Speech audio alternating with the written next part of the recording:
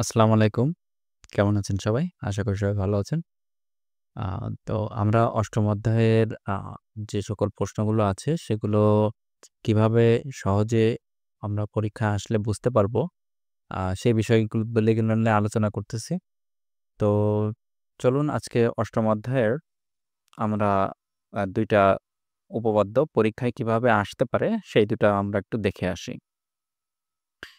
তো আমরা ১ম এ ৮.২ যেটা আছে সেটা দেখব অনুশীলনী ৮.২। তো এটা খুবই গুরুত্বপূর্ণ একটা প্রশ্ন। আ প্রায় সময় পরীক্ষায় এটা আসে। সো এটা খুবই আ গুরুত্বপূর্ণ একটা প্রশ্ন। সো আমরা সেটাই দেখব। ২ এর ৪ নাম্বার যে উপপাদ্যটা আছে, অর্থাৎ ৪ নাম্বার যে সৃজনশীল প্রশ্নটা আছে, তো এটা আ খ নাম্বারটা যেটা আছে, খ নাম্বারটা হচ্ছে আমরা আগের ভিডিওতে দেখেছি। এটা হচ্ছে উপপাদ্য ২০, আ যে অ্যা একই চাপের উপর দণ্ডায়মান কেন্দ্রস্থ কোণ বৃত্তস্থ কোণের দ্বিগুণ বা হচ্ছে আ বৃত্তস্থ কোণ কেন্দ্রস্থ কোণের অর্ধেক, সেটা প্রমাণ করতে বলেছে। আর গ নাম্বার যে কোয়েশ্চেনটা আছে, এই কোয়েশ্চেনটা দেখেন, দেওয়া আছে যে এসি ও বিডি ২ টা জ্যা পরস্পর ই বিন্দুতে ছেদ করলে প্রমাণ করো যে কোণ এওবি প্লাস কোণ সিওডি সমান, সমান 2 কোণ এইবি। ওকে। তাহলে পরীক্ষায় কিভাবে প্রশ্নটা আসে? পরীক্ষায় আসে যে ও কেন্দ্র বিশিষ্ট বা যেকোনো একটা কেন্দ্র বিশিষ্ট একটা বৃত্তের বলবে যে ২ টা জ্যা পরস্পরকে একটা নির্দিষ্ট বিন্দুতে ছেদ করেছে। ঠিক আছে? তো এটা সাধারণত যদি পরীক্ষায় আসে তাহলে অনেক সময় প্রশ্নে উদ্দীপকেই আপনার চিত্রটা দেওয়া থাকে। আর যদি চিত্র না দেওয়া থাকে তাহলে আপনি চিত্রটা অঙ্কন করার ট্রাই করবেন। ফার্স্ট অফ অল আপনি চিত্রটা অঙ্কন করার ট্রাই করবেন। যদি চিত্রটা দেওয়া না থাকে। আর যদি চিত্র দেওয়া থাকে তাহলে তো আপনি সেই অনুযায়ী চিত্রটা অঙ্কন করবেন। করার পরে তারপরে আপনি প্রমাণটা করবেন। তো ফার্স্ট অফ অল আমরা চিত্রটা অঙ্কন করার পদ্ধতিটা দেখব। মনে ধরুন যে এই চিত্রটা আপনার দেওয়া নাই। সো আপনি কি করবেন? ও কেন্দ্র বিশিষ্ট যে কেন্দ্র বিশিষ্ট আপনার বৃত্তটা বলবে সেরকম একটা বৃত্ত আপনি অঙ্কন করে নিবেন ফার্স্ট অফ অল। তাহলে ধরুন যে ও কেন্দ্র বিশিষ্ট একটা বৃত্ত আমরা অঙ্কন করলাম, কেন্দ্র ও। এখন এই বৃত্তটা অঙ্কন করার পরে এবার যে ২ টা জ্যার কথা উল্লেখ থাকবে, ফার্স্ট অফ অল ২ টা জ্যার কথা অবশ্যই উল্লেখ থাকবে। যে এসি বা বিডি, ঠিক আছে? ২ টা জ্যা পরস্পরকে একটা নির্দিষ্ট বিন্দুতে ছেদ করবে, ঠিক আছে? তাহলে আমরা সেটা নির্দিষ্ট বিন্দুতে একটা ছেদ করে নিব। তাহলে এভাবে আমরা ছেদ করে নিলাম। তাহলে দেখতে পাচ্ছেন, তাহলে আমরা নামটার সাথে আপনি দিয়ে দিবেন। তাহলে আপনার পরবর্তীতে বুঝতে সুবিধা হবে। তাহলে ধরুন এ, সি এবং হচ্ছে কি বিডি, বিডি ২ টা জ্যা পরস্পরকে একটা বিন্দুতে ছেদ করবে। তাহলে সেই ছেদ বিন্দুটার নামটাও আপনারা দিবেন। ছেদ বিন্দুটার নামটা আমরা এই বিন্দুতে ছেদ করছে। তাহলে এইখানে ই বিন্দুতে ছেদ করছে। সো আপনি নামটা চাইলে সাথে দিয়ে দিতে পারেন বা চিত্রটার পরে আপনি দিতে পারেন। তো এবার আপনি কি করবেন? এই সবগুলো কোণা সবগুলো যোগ করবেন। ঠিক আছে? আচ্ছা, সবগুলো যোগ করবেন। যোগ করার পরে এবার হচ্ছে আপনি কেন্দ্র থেকে প্রত্যেকটা কোণা আপনি যোগ করে দিবেন। প্রত্যেকটা কর্ণ আপনি যোগ করে দিবেন। ওকে? তো আমরা এটা যোগ করে নিয়েছি। হ্যাঁ, যদিও চিত্রটা ভালো হয় নাই। তো আমার চ্যানেলে অ্যা এই চিত্রটা কিভাবে অঙ্কন করতে হয়, সুন্দরভাবে কিভাবে পরীক্ষা অঙ্কন করতে হয়, সেই সংক্রান্ত একটা ভিডিও দেওয়া আছে এবং এটার প্রমাণও দেওয়া আছে। কিভাবে খুব সহজেই স্টেপ বাই স্টেপ আপনি প্রমাণটা করবেন, সেই সম্পর্কে আলোচনা করা আছে। আপনি ওই ভিডিওটা আমি ডেসক্রিপশনে লিংক দিয়ে দেব। আপনি ওটা দেখলে আপনারা এটার প্রমাণটা করতে পারবেন এবং যেকোনো নাম দিয়ে আসলে আপনারা আ প্রমাণ করতে পারবেন। আ কিভাবে প্রমাণ করতে হয় সহজ পদ্ধতিতে ওখানে দেখানো আছে। আপনারা ভিডিওটা আমি ডেসক্রিপশন লিংকটা দিয়ে দিব। আচ্ছা। তো এই যে যেটা আসছে তাহলে আমাদের ছেদ বিন্দুটা ছিল হচ্ছে ই। তাহলে চিত্রটা যখনই অঙ্কন করা হয়ে গেছে, তখনই আপনি বুঝে ফেলবেন যে আপনার অনুশীলনে ৮.২ এর এই কোয়েশ্চেনটা আপনাকে দিয়েছে।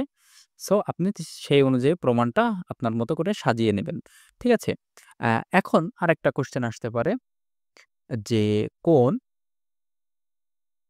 AOB প্লাস কোণ COD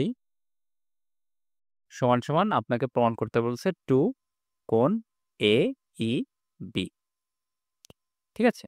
তাহলে এটাই হচ্ছে আমাদের প্রমাণ করতে বলছে। অনেক সময় এখানে কোণ 2AEB র পরিবর্তে আপনার দেয়া থাকতে পারে ১৮০ ডিগ্রি প্রমাণ করুন। ঠিক আছে?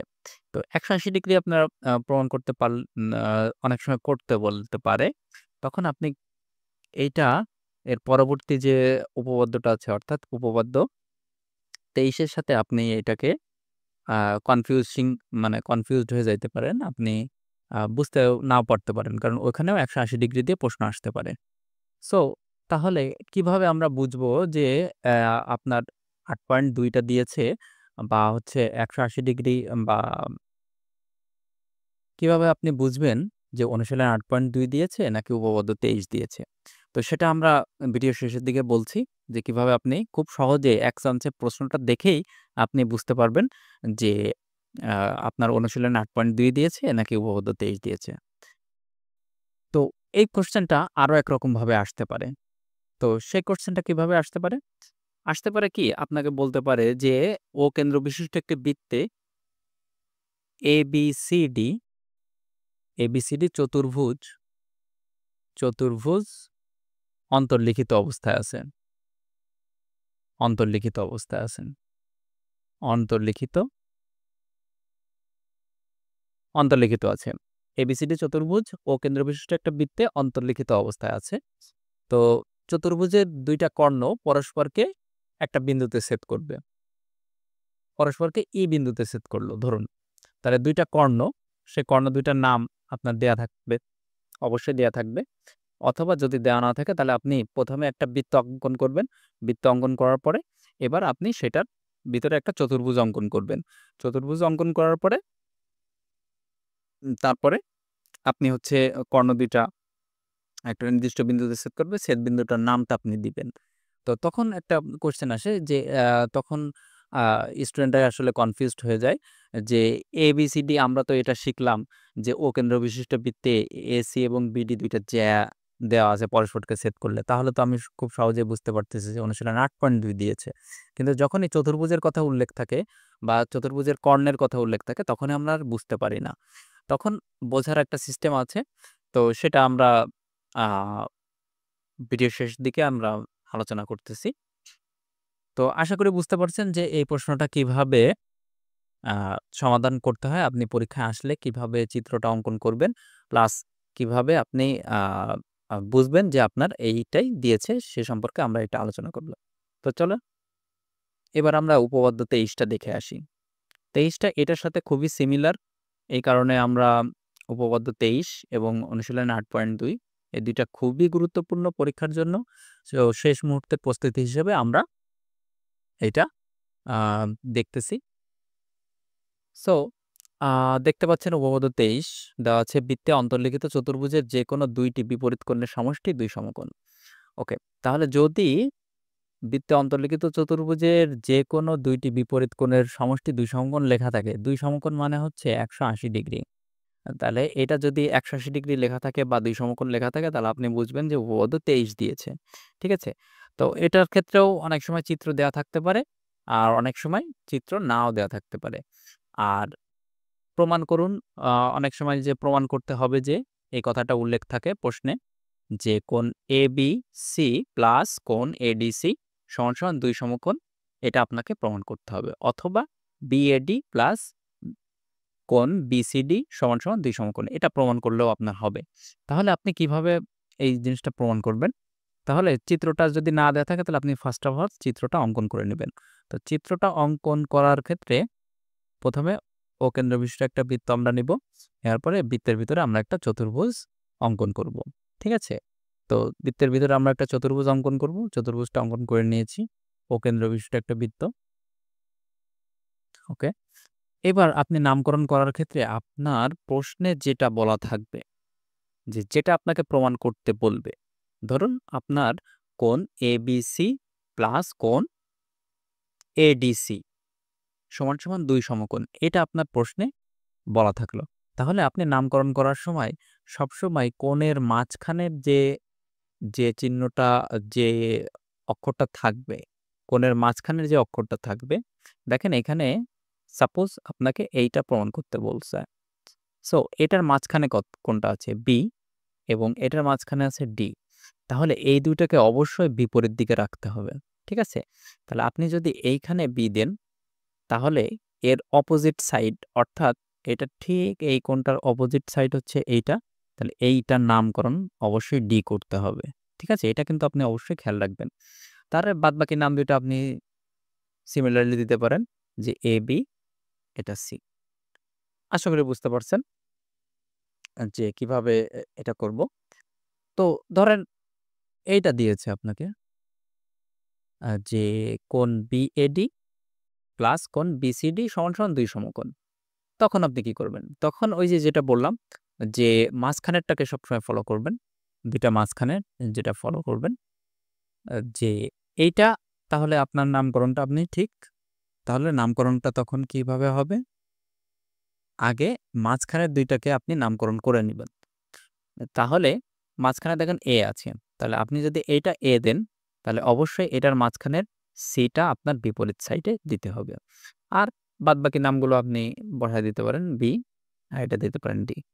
তাহলে আশা করি বুঝতে পারছেন। আর এটা অবশ্যই যোগ করে দিবেন কেন্দ্রের সাথে, এটার সাথে, কেন্দ্রের সাথে এটা যোগ করে দিবেন। হ্যাঁ? তো আশা করি বুঝতে পারছেন যে কিভাবে চিত্রটা অঙ্কন করতে হবে, এবং আপনি কিভাবে বুঝবেন যে উপপাদ্য আপনার ২৩ নাম্বারটা দিয়েছে। তো এবার একটা বিষয়টা হচ্ছে, উপপাদ্য ২৩ এবং হচ্ছে ৮.২, এই ২ টা আপনি পরীক্ষার সময় কনফিউজড হয়ে যেতে পারেন। কারণ ২ টার ক্ষেত্রেই ১৮০ ডিগ্রি দিয়ে প্রশ্ন আসতে পারে। তখন আপনি কিভাবে মনে রাখবেন? তো সেটা মনে রাখার খুব সহজ একটা সিস্টেম। আপনি প্রশ্ন দেখেই এক চান্সে বুঝে ফেলতে পারবেন। সেটা হচ্ছে, ধরেন কোণ এওবি প্লাস কোণ সিওটি সমান, সমান ১৮০ ডিগ্রি, এটা আপনাকে প্রমাণ করতে বলল। আরেকটা প্রমাণ করতে বলল আপনার কোণ এবিসি প্লাস কোণ এডিসি সমান, সমান ১৮০ ডিগ্রি। এই ২ টা আপনি প্রমাণ করবেন। তাহলে আপনি কি করে বুঝবেন? এটা ধরেন খ নাম্বারে আপনাকে এটা খ নাম্বারে আপনাকে দিল, আর এটা দিল আপনাকে গ নাম্বারে।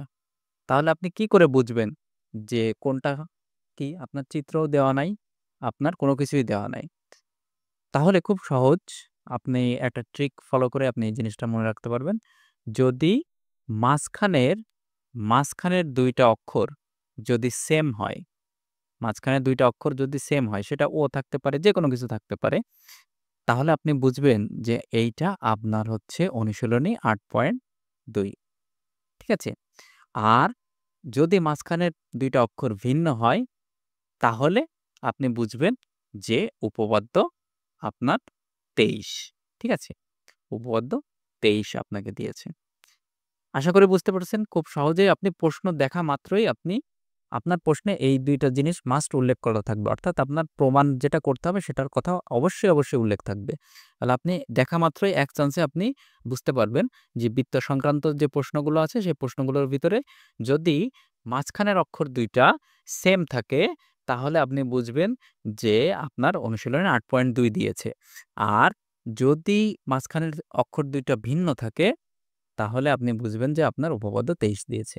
তো আশা করি সবাইকে খুব সহজে বোঝাতে পেরেছি যে কিভাবে পরীক্ষায় প্রশ্ন দেখে আপনি বুঝতে পারবেন যে আপনার কোন উপপাদ্যটা দিয়েছে, আপনাকে কি প্রমাণ করতে হবে এবং কি লিখতে হবে। তো ভিডিওটি যদি ভালো লাগে তাহলে ভিডিওটিতে একটা লাইক করবেন, আর আমার ছোট্ট চ্যানেলটি সাবস্ক্রাইব করবেন। আ অনেকে আছে ভিডিও দেখে কিন্তু সাবস্ক্রাইব করে না। তো আমার চ্যানেলটা খুবই ছোট। সবাই যদি ভিডিওগুলো ভালো লাগে তাহলে অবশ্যই সাপোর্ট করবেন এবং সাবস্ক্রাইব করবেন এবং অন্যদের সাথে শেয়ার করবেন। তো ভালো থাকেন সবাই। কথা হবে পরবর্তী ভিডিওতে। আল্লাহ হাফেজ।